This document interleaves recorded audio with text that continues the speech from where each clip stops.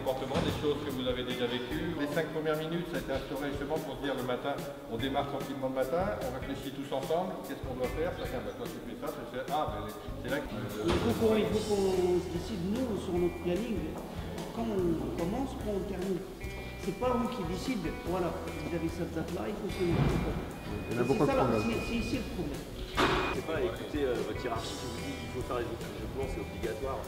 Le but c'est pas ça, le but c'est d'essayer de le faire, peut-être se rendre compte que ça marche. Et si ça marche, c'est pour vous, pour votre corps, pour... C'est de comprendre en fait à quoi ça sert. Le but c'est pas qu'on arrive en disant maintenant faut le faire. Ça c'est un dernier recours parce qu'à un moment donné on est sur des expériences et pour voir si c'est bien pas bien amélioré, à un moment donné ça deviendra sûrement obligatoire. Des fois aussi il y a des gens ils sont pas de temps donc il faut qu'ils finissent ça donc les gens ils sont la tête sur le boulot et ils ne font pas attention aux voitures.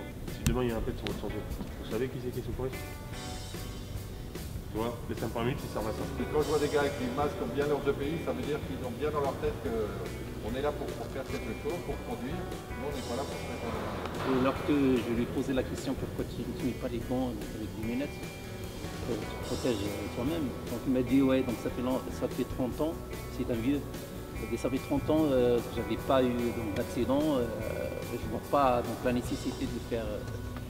C'est ça donc l'idée qu'ils ont résumée. Voilà, l'habitude, quand c'est une petite bêtise, ça finit toujours par une grosse bêtise. Une fois sur 10 ça peut passer, mais quand ça passe pas.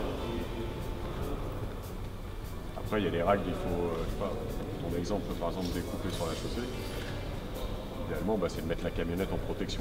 Parce que le mec il va te dire c'est bon, je connais, la tranchée ça va tenir, ok.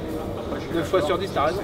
Il faut qu'on réfléchisse, qu'on se dise est-ce qu'on est concerné, est-ce que c'est bien ce qu'on fait? Se dire il faut y aller, non. Est-ce qu'on n'a pas le meilleur temps de 35 minutes? On n'est pas des soldats, on ne part pas à la guerre, on part au chantier. Un chantier, c'est pour travailler, pour gagner notre vie. On en a besoin, malheureusement c'est sûr que s'il n'y avait pas le pognon, on resterait tranquillement chez nous. Bon, on a besoin de ça, on y va, mais on n'y va pas pour s'abîmer. Ce qui se passe dans vos équipes, et que vous nous fassiez la remontée d'informations, et également sur l'aspect comportemental. Ça veut dire, est-ce que vous portez vos EPI, est-ce que si vous ne faites pas, pourquoi? Est-ce qu'il y a des soucis sur les vêtements aussi? Enfin, ça rentre, c'est un peu global. Les désalimenteurs et les asphalteurs, c'est plus sur des métiers particuliers, donc ce qui va changer, c'est juste l'environnement de la journée. Est-ce que le matin, vous faites le point sur ce qui risque de se passer aujourd'hui, à cause de quoi Il y a eu un souci, on avait abordé notamment pour vous les asphalteurs, c'est quand il y a un chef avec leurs équipes, il ne peut pas être le matin à démarrer tout le monde en même temps. Alors ce qu'on essaie d'axer, c'est de dire bon s'il peut pas, il faut comment qu'il fasse la tournée de ses équipes. Tout à l'heure dans notre groupe, il y a une équipe qui les fait, qui en parle la veille en fait, la veille au soir. Ils parlent de ce qu'ils vont faire le lendemain, bon après peu importe, ça en fait le matin ou une fois que c'est fait, il n'y a pas de souci. Par exemple, une fois je passe devant l'appel ou c'est qu'il n'y a pas élevé, c'est une connerie, mais je me faire une fois. Donc, pour moi, c'est pas un danger parce qu'il me voit, mais... J'ai des pressions de mon chef d'ailleurs, j'ai pression de clients de mon dos, je ne sais plus quoi faire. Moi j'ai tout fait pour finir. On te propose quelque chose comme ça. Donc toi tu juges que c'est dangereux. Tu lui dis, est-ce que c'est normal? Je pense que ce que tu me demandes c'est dangereux. Qu'est-ce qu'il va te dire? Tu connais la Villette? Moi la Villette, tous les matins je me lève, il y a des Chinois qui sont en train de la gymnastique. Et toi dans la rue? Ils le font. Je me présente, je m'appelle Doudou, je viens de Paris et on va parler de l'hygiène de vie. Voilà, très bien. Par la suite, les genoux. Vous allez voir. Voilà, les genoux. Le muscle du dos, il fait ça.